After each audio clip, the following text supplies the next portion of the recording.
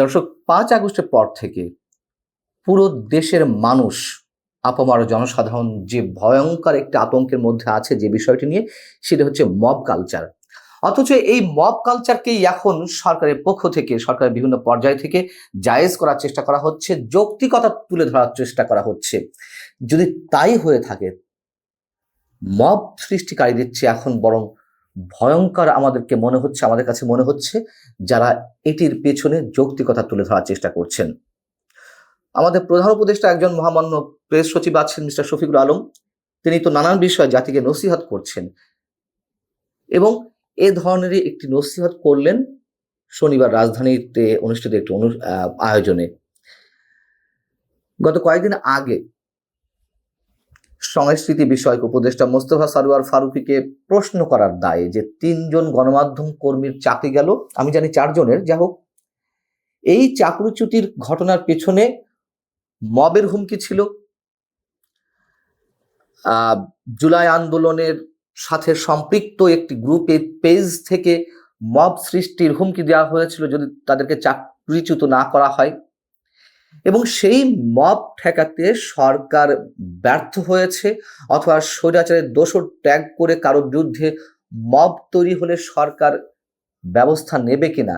এই প্রশ্নের উত্তরে প্রেস সচিব কি বললেন, কি ভয়ঙ্কর কথা শুনুন।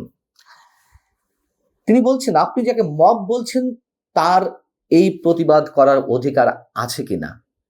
যে ছেলেগুলোর বিরুদ্ধে তারা প্রশ্ন তুলেছে, সাংবাদিক যারা প্রশ্ন করলো, তাদের বিষয় বলা হচ্ছে যারা জুলাই আগস্টে মারা গেছেন তাদের মৃত্যু নিয়ে এমন প্রশ্ন করা ঠিক হয়েছে কিনা। তারা এটার প্রতিবাদ জানাচ্ছেন, অর্থাৎ যারা মব সৃষ্টি করছেন, মব সৃষ্টির হুমকি দিলেন যে তাদেরকে চাকরিচ্যুত না করা হলে গণমাধ্যম ঘেরাও করা হবে, সংশ্লিষ্ট গণমাধ্যমগুলো। তিনি বলছেন সেটাকে আপনি আসলে কি বলবেন। তার মানে কি, স্পষ্টত এই মব সৃষ্টিকারীদের পক্ষেই কথা বললেন প্রেস সচিব এবং এর যৌক্তিকতা তুলে ধরলেন। এবং এই একটা মবকে জায়েজ করতে গিয়ে এই দেশে গত 5 আগস্টের পর থেকে দলবদ্ধ উশৃঙ্খল জনতার মাধ্যমে যে অন্যায় অপরাধগুলো সংঘটিত হয়েছে তার প্রত্যেকটিতেই তিনি জায়েজ করার চেষ্টা করলেন। সংস্কৃতি বিষয়ক উপদেষ্টাকে জুলাই আন্দোলন নিয়ে প্রশ্ন করতে পারবেন না একজন সাংবাদিক, কিন্তু মব সৃষ্টি করা যাবে। শফিকুল আলম নাকি আন্তর্জাতিক গণমাধ্যম এএফপিতে দীর্ঘদিন কাজ করেছেন। তিনি সাংবাদিকতার নীতি, নৈতিকতার নীতিমালা, ইথিক্স এর সম্পর্কে কিছু জানেন না। একজন সাংবাদিক যে কোনো জায়গায়, যে কোনো মুহূর্তে, যে কাউকে যে কোনো প্রশ্ন করতে পারেন, এটা আমরা শিখে এসেছি। এবং সেটা যদি জনসম্পৃক্ত হয়ে থাকে সেটা তো অবশ্যই করা যেতে পারে। এখন জনসম্পৃক্ততার সঙ্গে আপনি কিভাবে দিবেন? আদালতে যখন একজন বিচারক রায় দেন, সেই রায়টি কোনো না কোনো পক্ষের, মানে কোনো অংশের পক্ষে যায়, কোনো অংশের বিপক্ষে যায়। সবাই তো সন্তুষ্ট হতে পারে না, তাই না?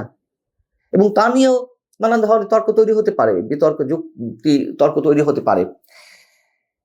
এখন বিষয় হচ্ছে যে মোস্তফা সরোয়ার ফারুককে ওই 3 সাংবাদিক কি নিয়ে প্রশ্ন করেছিলেন? জুলাই আন্দোলন নিহতের সংখ্যা নিয়ে তো, অথবা বিচারের আগে খুনি বলা ঠিক হবে কিনা কাউকে, এই বিষয়ে তো। আচ্ছা, যদি এইগুলো না হয়ে থাকে, এগুলো সবকটি যদি অপরাধযোগ্য, মানে ভয়ঙ্কর অপরাধযোগ্য কোনো অন্যায় হয়ে থাকে, কি বলা যায় এটাকে, তাহলে তো আদালতের প্রয়োজন ছিল না। আদালতে যাওয়ার আগেই মানুষ রায় দিতে পারতো। এবং 1400 মানুষের খুন করার কথা বলা হচ্ছে, সেটা নিয়েও বিতর্ক রয়েছে। সরকার নিজেও তো 852 জনের হিসাব দিয়েছে, আর জাতিসংঘ আরেকটি হিসাব দিয়েছে 15 আগস্ট পর্যন্ত। তো এইগুলো নিয়ে প্রশ্ন করলে সমস্যাটা কি? মানে এই নিয়ে প্রশ্ন করলে স্বৈরাচারের দোষর হয়ে যেতে হবে, স্বৈরাচারের পক্ষের শক্তি হয়ে যেতে হবে, ট্যাগ লাগিয়ে দেওয়া হবে। এবং সেটি বলতে গিয়ে এখন এই 3 সাংবাদিকের চাকরি যাওয়ার যৌক্তিকতা রয়েছে। যারা দাবি করেছেন, মব সৃষ্টি করার কথা বলেছেন, তারা ঠিক কাজ করেছেন, এটি শফিক সাহেব বলতে চাইছেন।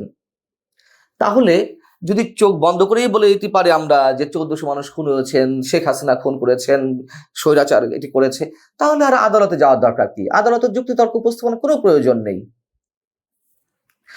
শফিকুল আলম বলছেন, যদি কাউকে প্রাণনাশের হুমকি দেওয়া হতো তাহলে অবশ্যই আমরা বিষয়টি দেখতাম, এবং এই বিষয়ের সঙ্গে অনেকগুলো ইস্যু জড়িত।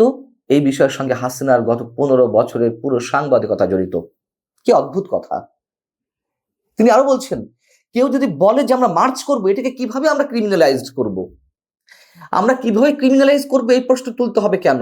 এটা তো অপরাধ, ফৌজদারি অপরাধ। আমি আলটিমেটাম দিয়ে, আমি ঘোষণা দিয়ে, আমি একটা প্রতিষ্ঠানের প্রতি হুমকি হয়ে দাঁড়াচ্ছি, আমার দাবি মানতে হবে, নইলে আমি এই করব, এটা কি অপরাধ নয়? এবং তিনি সেটাকে ক্রিমিনালাইজ করতে চাচ্ছেন না।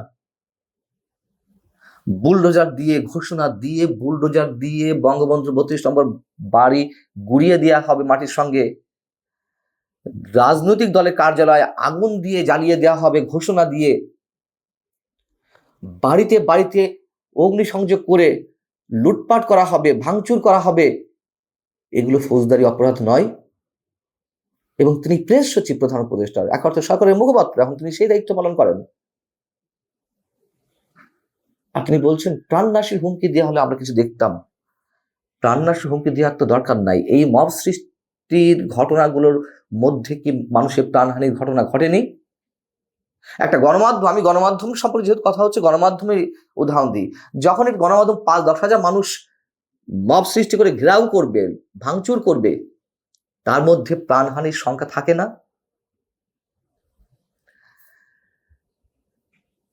আবার সরকারের দায়িত্বশীল ব্যক্তিরা মাঝে মাঝে তোমার হুমকা দিচ্ছেন যে মব জাস্টিস কোনোভাবেই সহ্য করা হবে না, কোনোভাবেই যারা এর সঙ্গে জড়িত তাদেরকে রেহাই দেওয়া হবে না। এইসব কথা বলার কি দরকার আছে? তার মানে শফিক সাহেব যা বলতে চাচ্ছেন, আমরা ধরে নিতে পারি যারা মব সৃষ্টি করে চলেছেন গত 5 আগস্টের পর থেকে, তাদের প্রতি সরকারের একটা প্রচ্ছন্ন ইঙ্গিত রয়েছে। শফিকুল আলম বলছেন যে গত 16 বছরে বা 15.5 বছর কি সাংবাদিকতা করেছি, এই সাংবাদিকতা আসলে আমরা নিজেরা কিছু রিভিউ করতে পারতাম। 5 আগস্টের পর আমরা কোনো প্রতিষ্ঠান বন্ধ করিনি, এটা আমাদের মূলনীতি। বন্ধ করার তো দরকার নেই।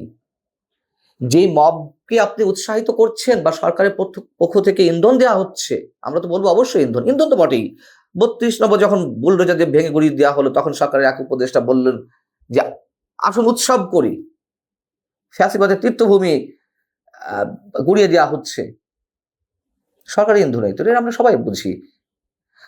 আর কথায় যে বলা হচ্ছে গত 15 বছর 16 বছরের সাংবাদিকতা চাটুকারিতা নিয়ে, চাটুকারিতা তো এখন কম চলছে না, তার চেয়ে অনেক গুণ বেশি চলছে।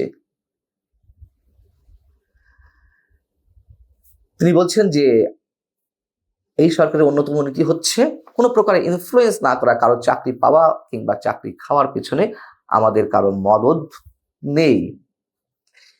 এগুলো হাস্যকর কথাবার্তা। এর মধ্যে অনেক কিছু প্রমাণিত হয়েছে। বিবিসিতে, ডয়েচে ভেলেতে, আন্তর্জাতিক গণমাধ্যমে নানান ধরনের খবর এসেছে। শুধু সাম্প্রতিক সময়ে 3 জন সাংবাদিকের চাকরি খাওয়া নিয়ে নয়, এর আগে সময় টিভির বিষয়টি এসেছে, আরো অনেক। এখন টিভিতে যে 2 সাংবাদিকের চাকরি গেল, কেন তারা করেছে, এবং অবশ্যই এর সাথে মালিক পক্ষ আগ থেকে মানে আগ বাড়িয়ে তারা এই কাজগুলো করেছে, এটাও সত্য কথা। কিন্তু তারা কেন করছে, করতে বাধ্য হচ্ছে? যদি কোনো ভয়ঙ্কর মবের সৃষ্টি হয়, আর সেই মবকেই জায়েজ করার চেষ্টা করলেন প্রেস সচিব। কি বিচিত্র এই সরকার, কি বিচিত্র এই দেশ, কি বিচিত্র এই সময়।